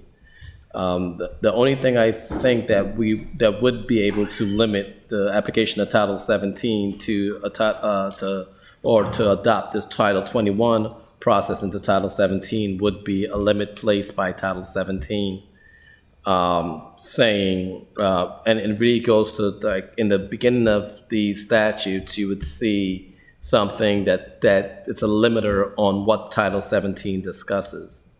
Title 17 obviously has the building code, and different things covered, stormwater, all these different things that deal with different permits that can be allowed. Rental unit licenses are found in 17.44, and the rental use talks about the use of these properties as residential. They mostly considered residential uses up until you get to bed and breakfast or hotels, motels, and inns. And rooming houses. And except yes, they're illegal. rooming houses also. So Going to- my specific question is, should we not expand Title 17 to add a special exception process rather than jumping across various titles? I mean, if we want to go to that kind of a process of saying yes or no, Well, to me, that's almost a political question and not a legal question. And it becomes a political question for decision by this board, because this board can create any ordinance that it desires to effect its wishes. Now, creating the ordinance and the ordinance being enforceable or the ordinance being not subject to challenge, that's a different question. So that you have the right to create any law you can pass is definite. But now what you're really asking to comment on is not the legality of it, but whether it makes sense almost. I don't sense a legal question, but I sense a policy question. And for that, I have to punt on the policy questions and give it back to the council. well, it was really a code question. And it has to do with the title, each of the titles being their own separate entity. If they weren't separate, we would have them all smooshed together. And so the only authority I believe we have to regulate rental properties comes out of Title 17, and it comes out of the spirit of the safety of the property being rented. And it's not just for rental properties, it's also for regular residential properties. That's why we have wiring codes and plumbing codes and all of the other kinds of codes. But once you take your property out of you being the occupant and put it into somebody else being the occupant, we're saying there are special considerations where we believe, for life safety reasons, we want to make sure you have the proper number of safe entrances and exits and the proper amount of fire alarm systems and all the other things that are required of all rental properties in the city, be it long-term, short-term, any other kind of property. It'll be the same for accessory dwelling units if we pass that legislation. They will need to be inspected and made sure that they're proper and safe, because now you have more than one entity, more than the owner. My house could never, was built 100 years ago, could never pass current inspection standards. And if I wanted to put my house up to rent, I would have to go through a heck of a lot of retrofitting and upgrading to make it a viable rental property. I think the same thing would be said if I wanted to make an accessory dwelling unit there, if I wanted to rent it. But the real question is, can you step across codes? We have other examples of where we step across titles to do enforcement mechanisms. Right now, we're enforcing life safety, not bulk, not use, life safety. And the special exception is a bulk and use and zoning process, not a life safety process. Yeah, I think you present a compelling argument, but I think that the argument, even though it masquerades as a legal question, it's not a legal question. It is a question for this body to consider whether it would like to do the special use as is suggested in the legislation. Unfortunately, challenges to something like a special use exception, for example, from Title 21 and its applicability, or it seems like that's a different question for a court that it's probably not, I'll say it's not justiciable at this point, because I don't know what the final form of the regulations, or not the ordinances are going to be. So it becomes very hard for me to opine. I have a personal opinion, but I don't have a legal opinion that it will be impermissible. Thank you. Alderman Savage? Thank you, Madam Chair. And yeah, and just quickly on that proposed amendment, And thank you for your comments, Mr. Braithwaite. I think he's right. I think it's more of a political decision for us, and I see your point in terms of having those separated. But looking through the code, Chapter 17 references 21. At least I haven't gone through all of it, but I have at least found a few in my short time just looking through it. For example, Chapter 1709, the trees and development area, references Chapter 21 in terms of some of the site design standards. So there is that cross-pollination, and I don't think it's a deal breaker. We just have to clarify. I think the important part is clarity.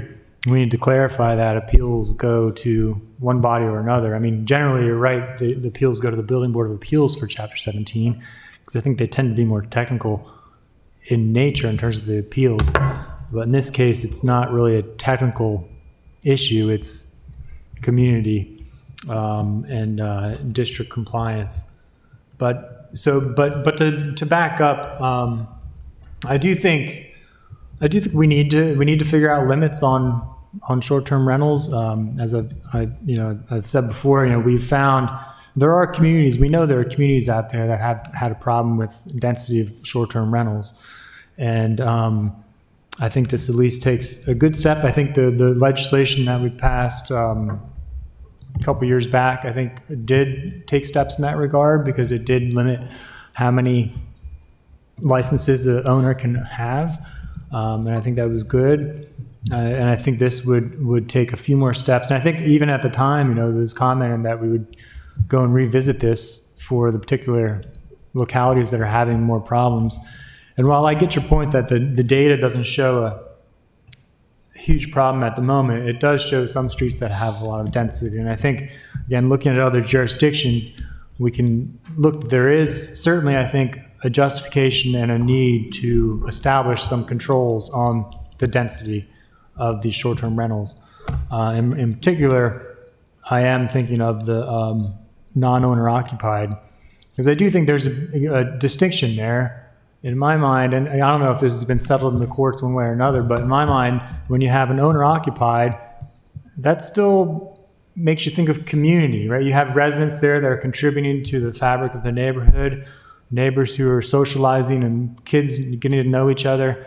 But when you have non-owner occupied, let's face it, that's a business. There's no community aspect of that. It's visitors coming in the city, like a hotel. I've looked at them myself to stay in other places. It's a business, though. And so I can certainly understand wanting to limit that because, again, it is a business. I don't know how else you define it. You can, what's the saying about, you call it what it is. But so I do think there's justification. And this, I think, is a very reasonable compromise. As the Alderwoman pointed out, these conservation districts, they were set up for a reason, and I think exactly like you said, to make sure that you don't have the business creep of changing entire districts so that they're no longer residential. And so by nature, I think the conservation districts need to be protected and conserved, right? And I think these certainly, so in that sense, I don't quite agree with the proposed amendment to have this apply to all areas of the city. Just because I think to take a conservative approach, I do think it's much more able to be defended doing this to the conservation districts, given their definition and what they were set up to do and to protect, as it is to apply it to the rest of the city. And don't get me wrong, I do think we need to do something for the rest of the city. Ideally, I think at some point I want to look at doing some kind of restrictions like we have for bed and breakfasts that limit the density. And even if we don't currently have that problem, I think we have that risk given some of the, and plus as we emerge from COVID, things are going to be picking up. People want to travel. They are traveling in more numbers. So I'm sort of concerned that we might see a boom if we don't. So I think this is a good time for us to be putting some limits. And as the Alderwoman has said, I think this is a very reasonable compromise. It's targeted. It includes grandfathering, and as she said, it's not a ban. It still allows them to come in, even allows these non-owner occupied to come in and submit an application. It gives the communities a voice. That's all it does. It gives the community a voice through the Board of Appeals. And I think because we've heard from a number of residents and community associations, Ward 1, Residents Association, Historic Annapolis, are both support this legislation. So there's clearly interest in us doing something, and I think this would, and us giving them a voice. So I think that would go a long way. Thank you. Thank you. Alderman Gay? Yeah, thank you, Madam Chair. I just have 3 quick questions and concerns for this sponsor. My first is related to, and we've had discussion with Historic Annapolis previously, a potential fee. I think this would be the perfect time to introduce it. I would love to add it to this bill as an amendment, as New Orleans has done with taking the Airbnb and short-term rental fees and using those to subsidize housing within their communities, as this has an effect or a believed effect on housing affordability. If it cannot go to the Housing Affordability Task Force, Housing Affordability Trust Fund, at the very least, we could look at creating an additional trust fund, because your next bill, 0821, will need dollars to remediate the buildings downtown and update them with the proper fire code and sprinkler, etc. And so dollars have to come from somewhere to supplement those projects. Obviously, understanding you already have the sprinkler fund, but fire, additional, just X, Y, and Z, windows, and all that to keep in compliance with the historic nature of the downtown area. And so I really want to have that discussion with you because I think it fits in perfectly with this. My second question/concern is the approach that is taking here, because it is to such an isolated area. I'll use the example of Savannah, Georgia, who I think they've done a fabulous job with their short-term rental approach, where it is zoned out based off of district. I know there was concern from the Office of Law. Would we get too much into wards being zoned out? But it works for them. They have a cap of, I think, like 25 or 20% in the historic district, and et cetera, as it goes out into the neighborhoods. So I'd like to get your thoughts on that. And then lastly, I did believe that there was some concern from the Office of Law, and they may have addressed this. I apologize. I had to step out really quickly. As it related to the individual neighbor, through the process of Board of Appeals and the special exception, being able to dictate what a property owner can or cannot do on their property. And when we had the chicken legislation up, I asked the question, could this be in correlation to short-term rentals? Because you are requiring your neighbor to go to the Board of Appeals to do something to their home, modify, rent, etc. And so that is my last question then. Directed to me. Alderwoman. Thank you, Madam Chair. Let me just back up a little bit to address First Alderman Arnett's concerns. It would be really difficult to require a special exception process for all of the Airbnbs. Again, Airbnbs are here to stay, and the owner is there. It's owner occupied. They're part of the community. There would be a revolt, and it would be really hard for the Board of Appeals to keep up with those applications. These applications in these specific zones aren't going to be overwhelming. As far as looking, I think what Alderman Gay you're speaking of is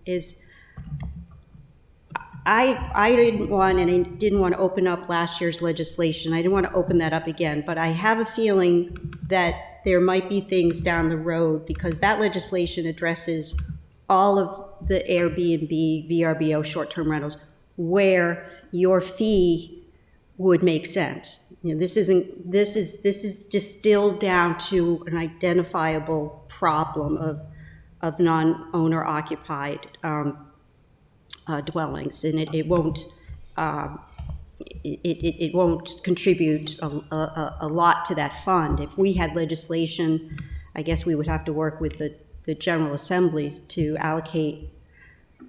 Well, we already get the hotel tax. That's the thing. So we want to take it. I think you want to take it a step further and get the Airbnb tax, because there's a lot of them, and we're still in the process. With one of the great things that came out of the legislation last year was hiring a company, you know, to look on the platform forms and find them, and then ask them, you know, get them, make sure that they're licensed and paying taxes. So, and that's still a work in progress, and that will really contribute to the tax base. I think it's a little bit apples and oranges to put that in this legislation, because this is really a process. It's process. It's not a regulation. It's not enforcing. This is implementing a democratic process that's codified in the code.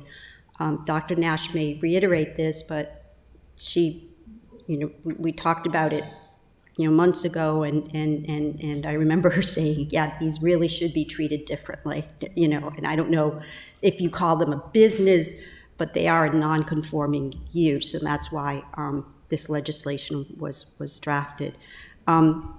This is the reason, these areas, specifically C1 and C1A, they are really, really, really targeted because of the closeness to City Dock, but mostly to the Naval Academy. There's a huge need and a huge interest in these properties because of the Naval Academy. There's no hotel other than, you know, there's some, but they you know, like these properties because they can, you know, cook their own dinner, and they don't have to go out to eat, and that kind of thing. Right now, it is probably safe to say that it is the highest and best use. I know that it is the highest and best use in these conservation zones downtown, is to have it as an income property. And that's why we, as public officials, need to intervene and legislate, because, you know, that's one way for a city, you know, not to be dramatic, but that's one way for a city to die, and to be transformed into something, you know, beyond recognition, you know, houses but no neighborhoods. And you know, if these neighborhoods ever goes, it will be, you know, death by 1,000 cuts. And I think, you know, as I said, I've distilled it down into a problem with I believe a very fair solution. If we add to it, you know what the opposition has said. You can tell. I remember, I think it was Alderman Arnett said, legislation is good is when nobody's really happy on either side. Well, we're kind of at that point here. You know, the short-term rental people are saying, okay, you know, we get this. I believe they are. They're not crowding. They're not crowding us today. And the residents, you've heard the residents, and I do ask you to please listen to our residents. You know, they want neighbors. It isn't what they're against, and I want to make this clear. They're not against.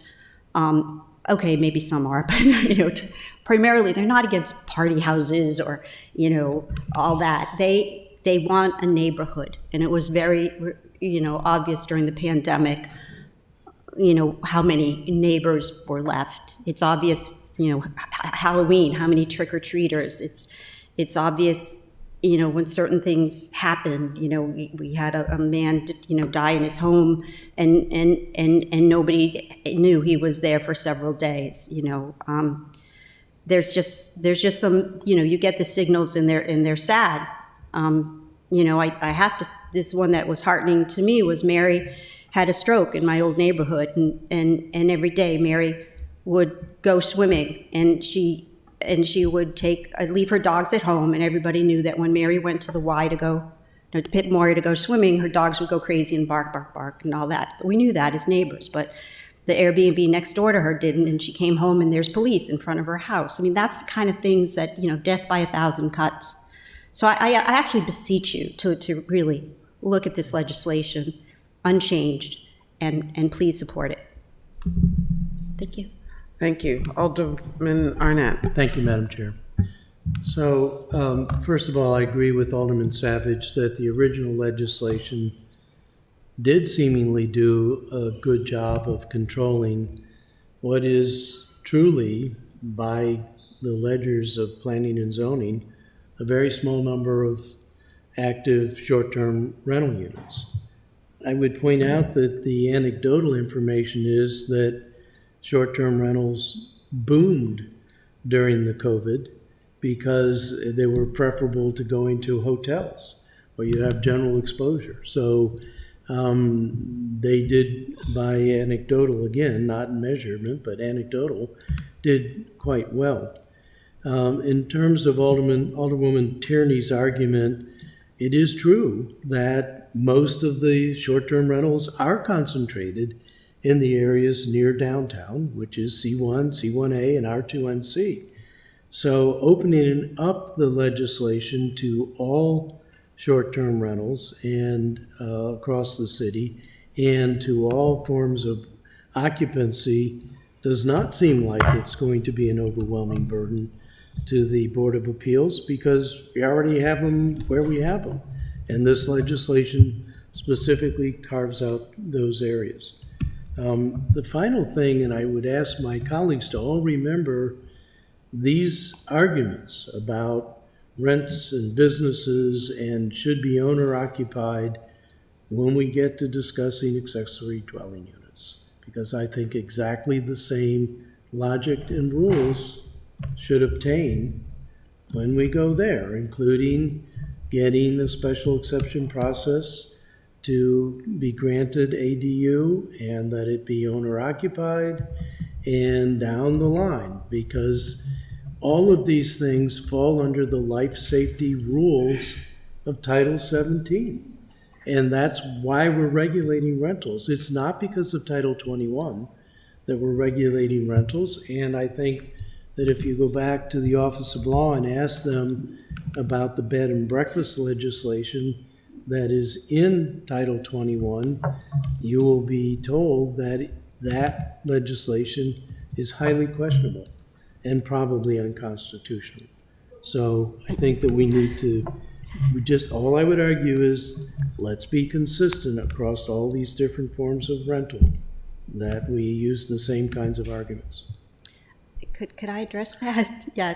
May I ask a question? I'm reviewing the Planning Commission's recommendations.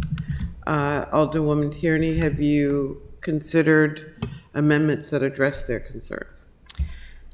Again, it would not be accepted. There would be enormous pushback if I made it any more strict. And I'm sorry, say that again. There would be enormous pushback from the Airbnb and rental communities, the platforms.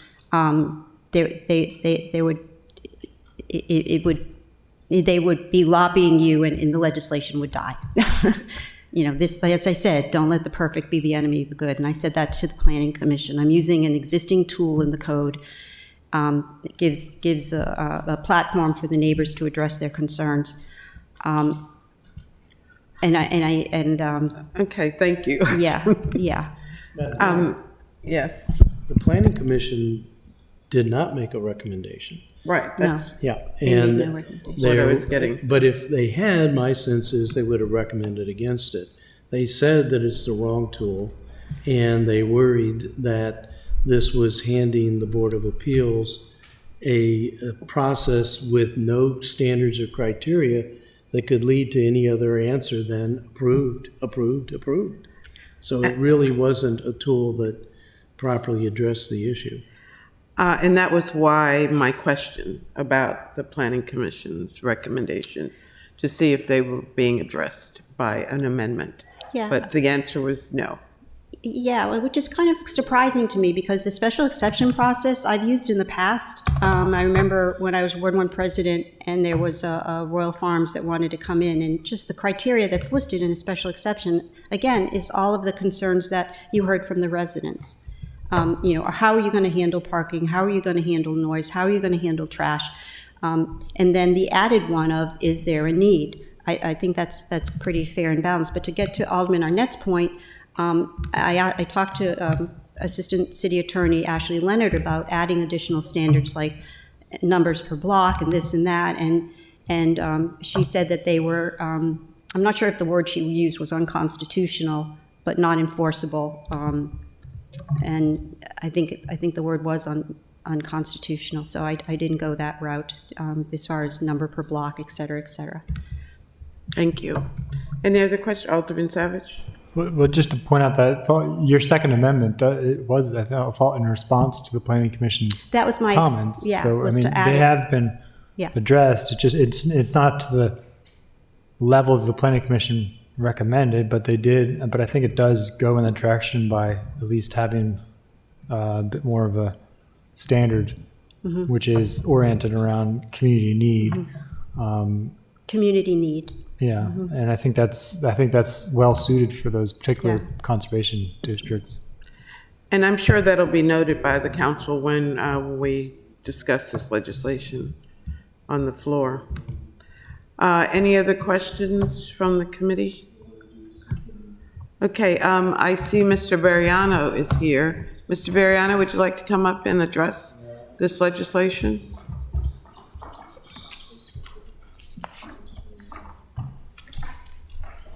Thank you very much. And I do apologize for not calling you in advance. No, perfectly fine. Bruce Bariano. Could you make sure your mic is on, please? The green light will come on. Yeah, thank you. Good afternoon. Bruce Bariano, for the record, work with Expedia. I've been following this legislation, this issue. Very respectfully, I just think an unusual, inordinate amount of time has been spent with this issue. It's your prerogative, but I just don't see problems or difficulties. I think that the legislation is not very workable in the sense of. I think a lot of the points that Councilman Arnett mentioned are really applicable. You need standards. You need consistency. You need guidance, and I don't think the facts are there that these short-term rentals have such a detrimental effect on neighborhoods that have been testified to repeatedly before this body. I think it's more emotionalism and fear and people not wanting certain people in their neighborhoods. I rent out some properties. I comply with the laws you have on the books.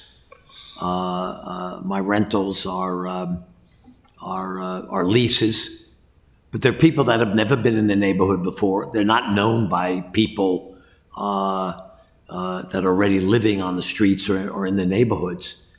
And the fact that maybe they have a 1-year lease or a 2-year lease, they're okay. We can leave them alone. But if someone comes in for several months or they're doing a project of research over the Naval Academy or they're just here for a weekend,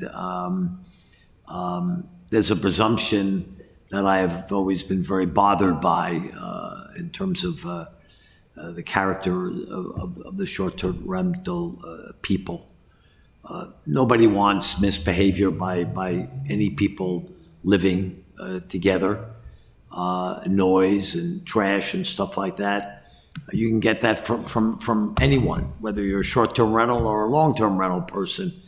And there are law enforcement and other regulatory remedies for that. No one condones that at all.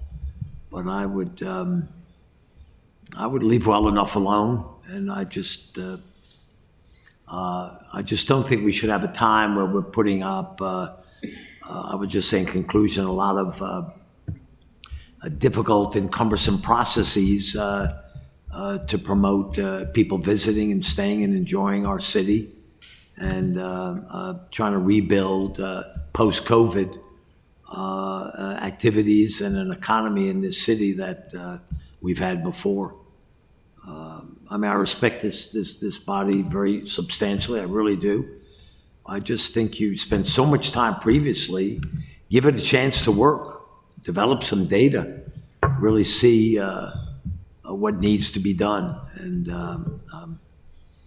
I just don't see a case being strongly made to have such a unique, uncharted process, which I think is going to complicate things and really not result in anything other than confusion and unfair actions and treatment.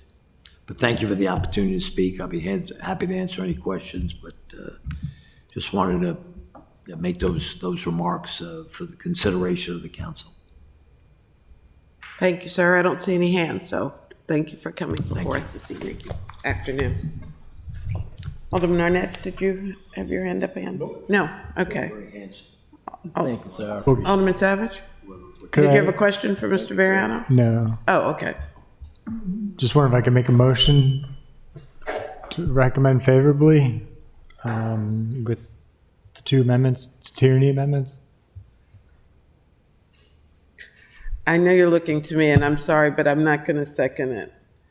I was as a sponsor on the original legislation, and I've had this discussion with Alderwoman Tierney. I too don't believe that the original legislation has had an opportunity to work. I have a great concern that there is a fear of new people coming into our communities. And I don't appreciate the effort to undo what it took several years for us to do without giving it a fair opportunity to work. And I know that there's a limitation on this legislation to restrict it to a certain area. But why just that area? We have other communities in our city that if they need protecting, they should all be protected. And this kind of alludes to what Alderman Arnett was proposing. We shouldn't limit it. If we're going to be restrictive in some communities, we should be restrictive in all communities. So, no, I'm sorry, I will not second this motion. Madam Chair, I move we recommend unfavorably. So yes, I will second that motion. I truly don't think that it's necessary. It's not going to advance the ball. Frankly, the majority of my people get protected by this legislation, but I don't think that I should be self-interested. I think that, in fact, Alderman Savage said it earlier, I think we need to be worried about some onslaught everywhere in the city. And that's why I've offered these amendments in the spirit of, if it's going to be a menace, we should protect all parts of the city. Okay. Further discussion? Hearing none, all in favor of the motion to oppose 0721, to make a unfavorable recommendation, not to oppose. Please say aye. Aye. Aye. No. Opposed? No. No. Okay. Thank you very much. Alderman Gay? Thank you. I have to head out, but I really wanted to say, could I be added as a co-sponsor to 0821? And I fully support it. We can't do that. She can make the recommendation. 0821, you said? You're already listed as a sponsor. You know your name is Dewan.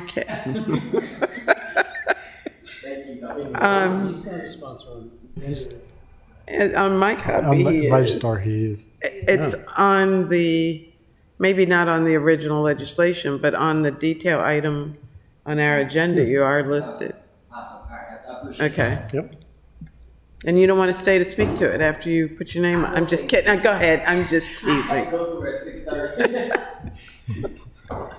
Okay, the next item, 0821, dwellings above non-residential uses in the PM district for the purpose of creating standards for dwellings permitted above the ground floor of non-residential uses in the PM zoning district and matters generally relating to regulation of such dwellings.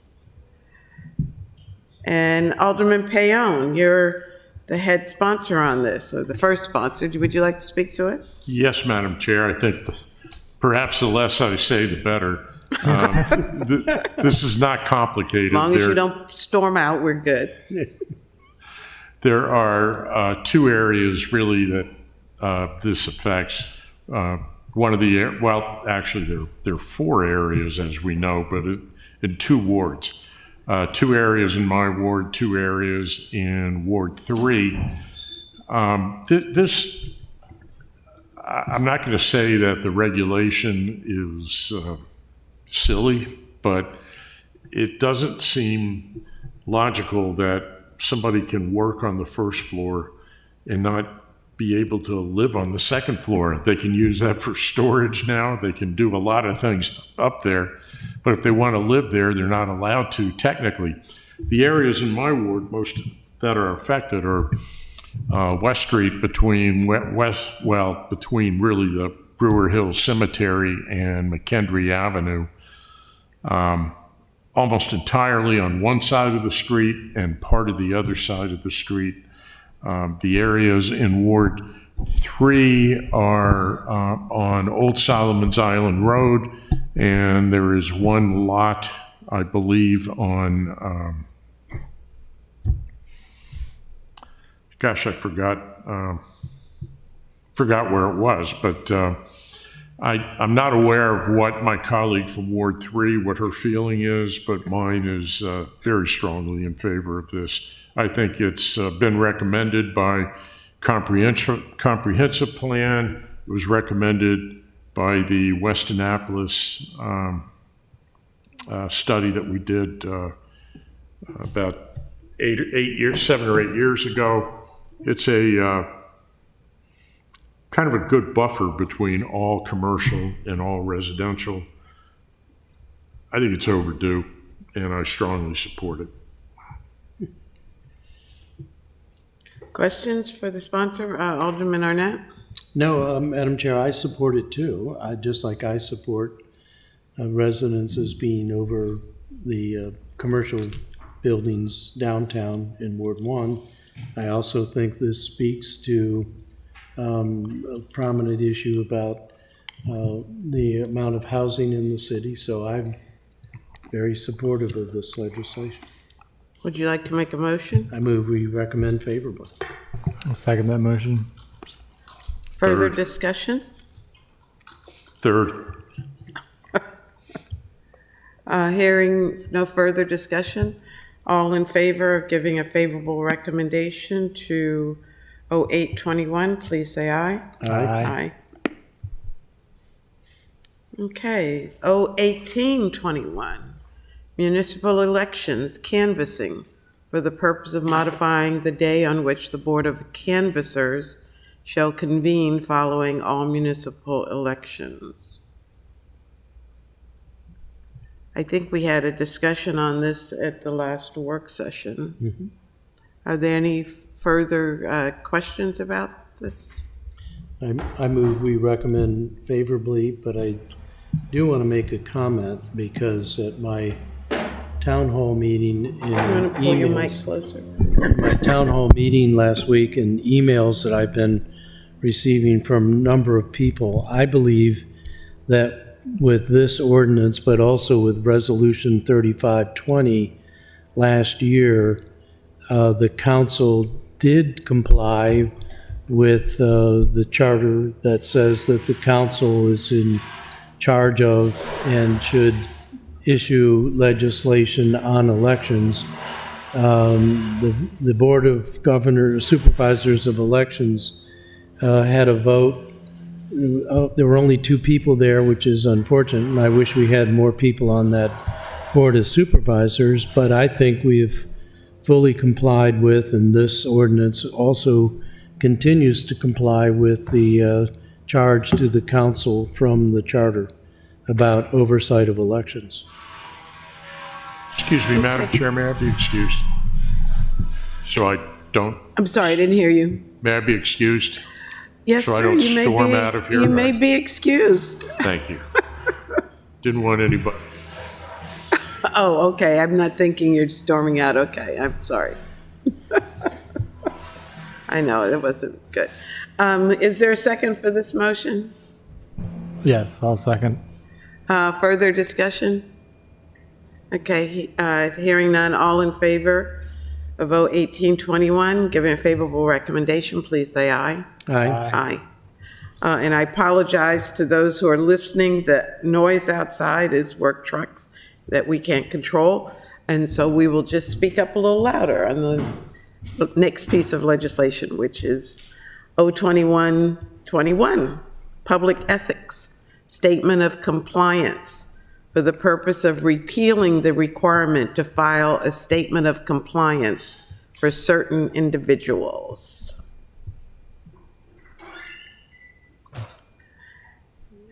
And we did not have a discussion on this legislation. And I don't understand the staff report from Assistant Attorney Leonard. I mean, it's saying that we don't have the power or this is illegal, but it doesn't, it says it's not legally permissible under the Maryland Constitution and the Maryland Delegation of Rights. I don't know what's illegal about it. Mr. Braithwaite, can you speak to this? We're on 02121.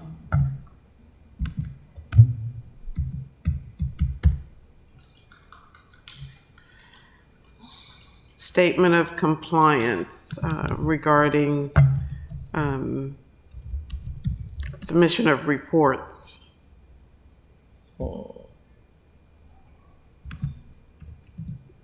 Is this what Kurt Riegel was complaining about and didn't sign?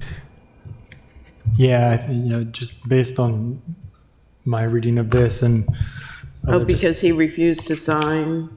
Well, or yeah, and submit a it had to report? do with some point. He was stating that it was duplicative, I think.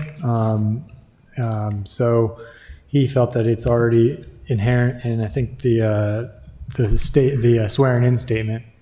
And so he thought the having this extra paragraph, I think he was saying it puts the commissioners at risk for essentially legal risk. And so I think the law office, I think that's essentially what they're saying, that it's not needed. Because I guess it's also duplicating what's in the state.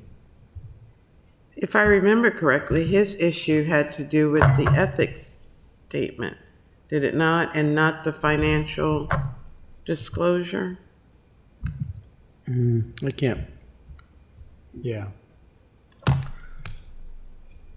don't know. I mean, I'm perfectly willing to accept the opinion from the Office of Law, but I did kind of want to know a little bit more about the whys. We've got to thank Dr. Nash. She escaped without us. David, could you tell her we thank her for being here? Thank you. Yes. Oh, here it is. I do share your concern. I mean, I think that was one of the things I've been thinking about in terms of some of the planning commission appointments. I could see a benefit to having a diversity of backgrounds, but especially some of the real estate. Is there a point where there's a conflict of financial interest?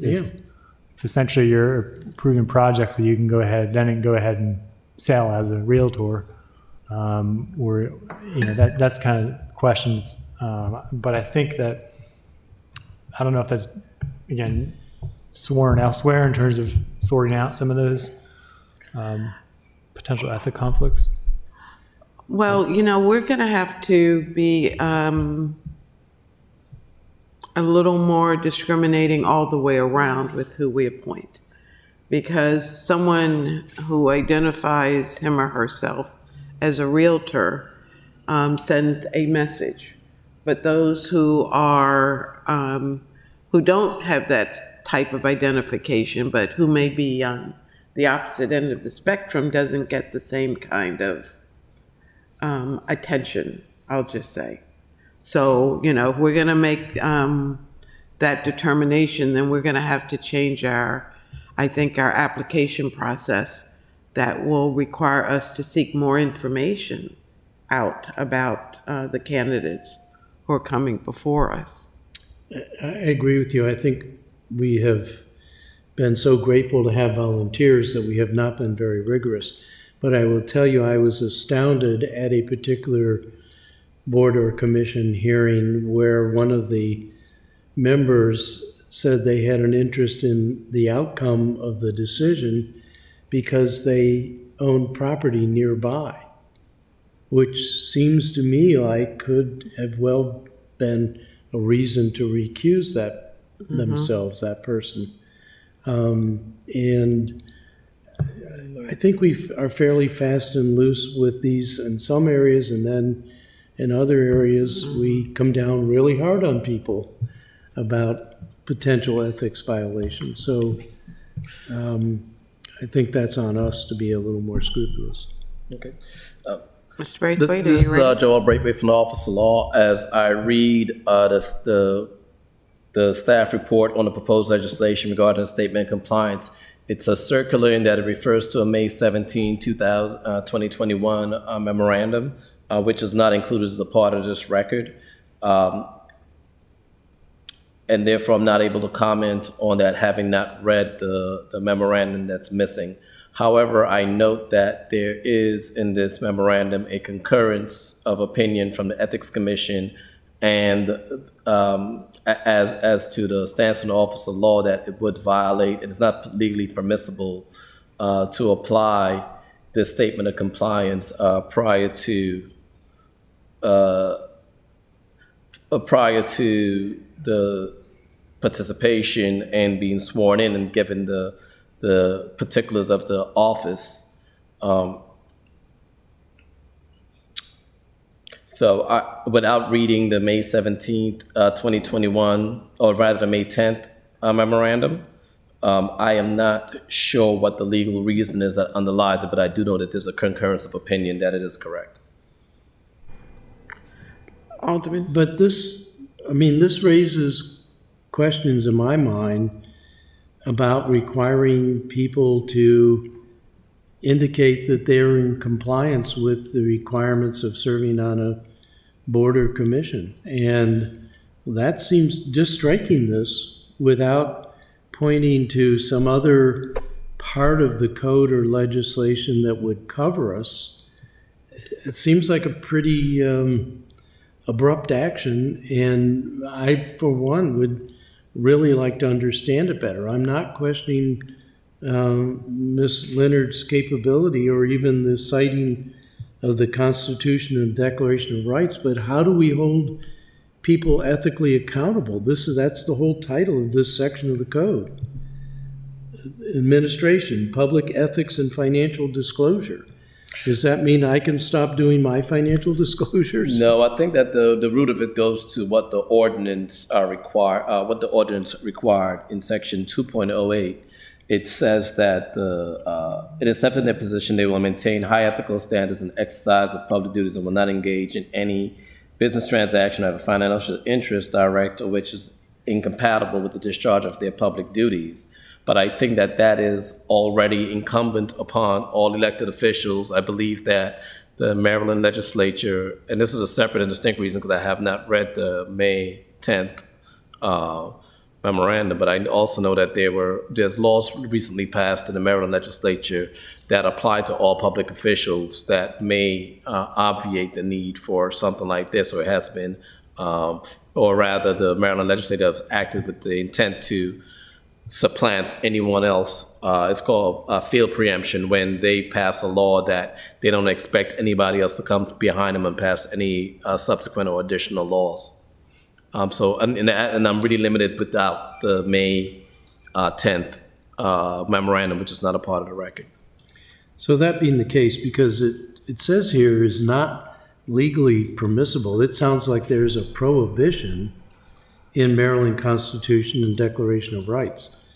I think that opens up a very broad issue. So, Madam Chair, I would urge that we postpone action until we can have more input from the Office of Law, both on why we can't do this and how we do protect ourselves elsewhere in our code to make sure that we can get statements that people are willing to comply with ethics and financial disclosure. Yeah. That was at the heart of Kurt Riegel's refusal to sign and why he ended up not being able to be on the Annapolis Environmental Commission, because he didn't want to sign certain statements.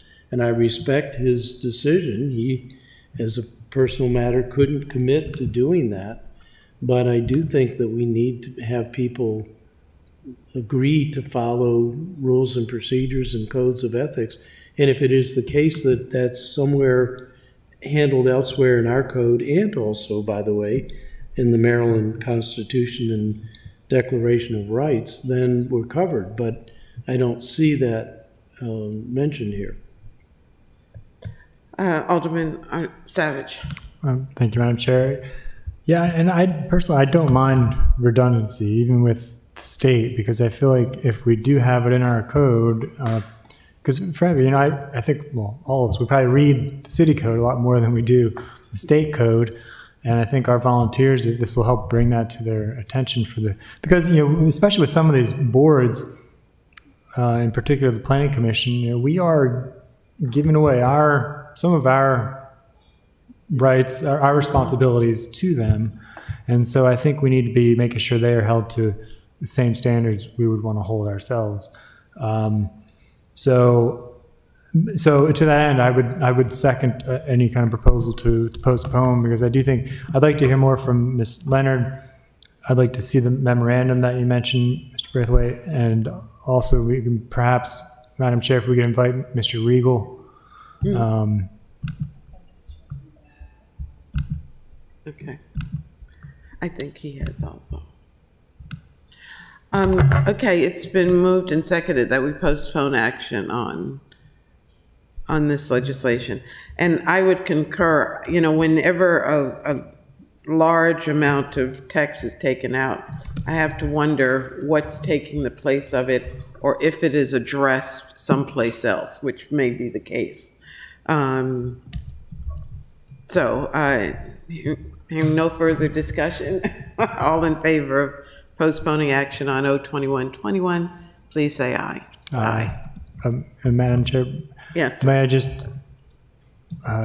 could we ask Ms. Green to invite Mr. Riegel to the next meeting? Kurt Riegel? Yeah, and Ms. Leonard. And Ms. Leonard? Okay. Did you get all of that? I guess I'm not hearing well today at all. And we also had, from an earlier discussion, decided to invite the mayor's office, our social worker, as well as the police chief to the next meeting to talk about the coordination of the community caring's office and areas of responsibility. I'm sorry, who was the person you wanted to invite for 02121? Kurt Riegel? Kurt Riegel? On the transportation board? Mm-hmm. Okay. Okay, that completely ends our agenda, and we did it in 2 hours and 20 minutes. Which is about our usual time. Which is about it, but we had a heavier agenda this time, so thank you very much. everyone. And I'll entertain, and thank you, Mr. Braithwaite and City Manager Gerald. And Planning Director And Planning Nash in Director Nash, absentia. who's gone, and my colleagues who came, and Ms. Green, and so I'll entertain a motion to adjourn. So move. Second? Okay, all in favor, please say aye. Aye. Aye. Thank you.